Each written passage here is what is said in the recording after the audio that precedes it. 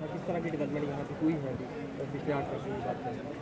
नहीं, मेरा आपसे ये निवेदन रहेगा कि यदि आपने सही माने में ये महसूस करना है कि पिछले 8 वर्षों में मोदी जी के कार्यकाल में ये दूर दराज के जो पिछड़े इलाके पहाड़ी इलाके जैसे बनी है उसमें क्या विकास हुआ, क्या बदलाव हुआ, क्या तरक्की हुई, तो हमारे लिए अच्छा रहेगा कि हम उससे पिछले 8 वर्षों में क्या नज़ारा था, क्या दृश्य था, क्या मंजर था, उसको थोड़ा स्मरण करने का प्रयास करें। या उससे पहले भी यहाँ पर सड़कों का अभाव तो था ही था, यहाँ पर बहुत अधिक MP MLAs का भी आना जाना नहीं रहता था।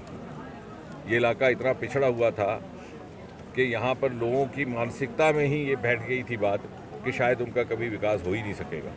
मोदी जी ने प्रधानमंत्री बनने के तुरंत बाद कहा कि जो देश के पिछड़े इलाके हैं, दूर दराज के इलाके, उनको विकसित करके जो तरक्की याफ्ता, जो तरक्कीशुदा इलाके हैं उनके साथ उसके स्तर पर ला करके खड़ा किया जाए। आज यहाँ PMGSY सड़कों का जाल बिछ गया है, कोई ऐसा गांव नहीं बचा जहाँ सड़क नहीं पहुँची। एक नया हाईवे यहाँ से लखनपुर से होता हुआ बन्नी बसोली को लांघता हुआ छतरगला का टनल पार करके भद्रवाह डोडा तक बनाने की योजना है।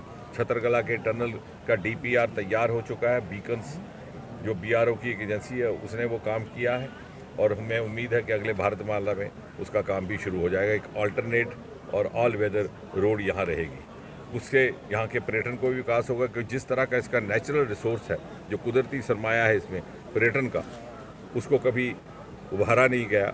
और शायद कहीं ना कहीं आने वाले समय में विश्लेषक और इतिहासकार इस बात पर भी गौर करेंगे कि क्यों कर 60 वर्ष तक इस इलाके की तरफ तवज्जो नहीं दी गई जिस तरह की तवज्जो मिलनी चाहिए थी। कहीं ऐसा तो नहीं था कि यहाँ से लोग चुनाव जीत करके जाते थे, मंत्री भी बन जाते थे, केंद्र में भी प्रदेश में भी, लेकिन वो चाहते ही नहीं थे कि नए ज़माने की रोशनी यहाँ तक पहुँचे।